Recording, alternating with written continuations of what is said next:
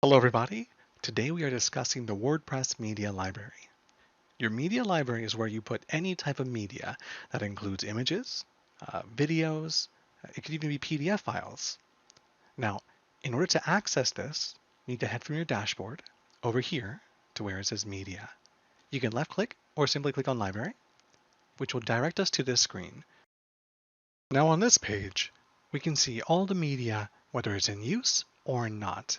Think of it as a stockpiling location. If we click on one of the files, we can get additional details. We can also add new media library files. So for example, new images, new audio, new PDFs, new videos, anything of that sort.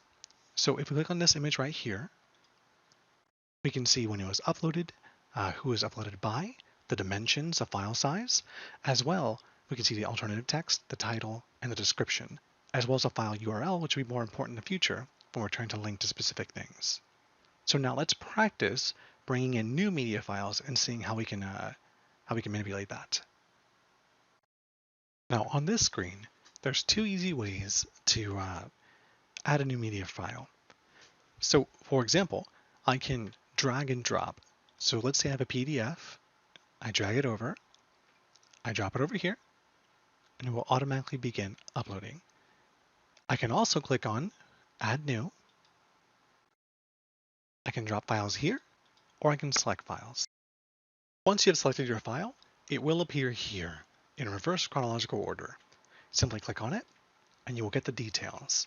In this case, I have the alt text description already filled out. This will not be the case for your new media upload, where only the title will be filled out based on the title of the media you provided. I would highly recommend you get in the habit of producing alternative text and a description, as it will positively impact your website SEO. As an added bonus, I'd like to show you how to link to media from a web page. What I mean by that is, you may see something similar to this, where you have a web page and you click on a button and it loads up some sort of media file, generally a PDF. So when I click on it, you will see it has a PDF here where my clientele can learn more about my baking techniques masterclass, which is funny because I'm not a baker. But that being said, we can do this in a very simple way. So step one is to head to your media library, click on the PDF or the media you want to link to, copy the file URL.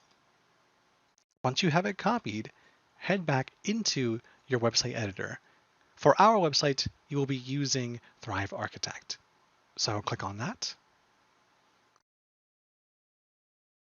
From here, I will simply head down to the location I want to link to the PDF. I go over here, click on it, and you see right here it says target URL. I simply paste in the URL I copied, verify it's correct, open a new tab, great. I press Save Work, and let's see real time by previewing if it works. So we head on down, I press Learn More, and there we go. We have now successfully linked media from a web page.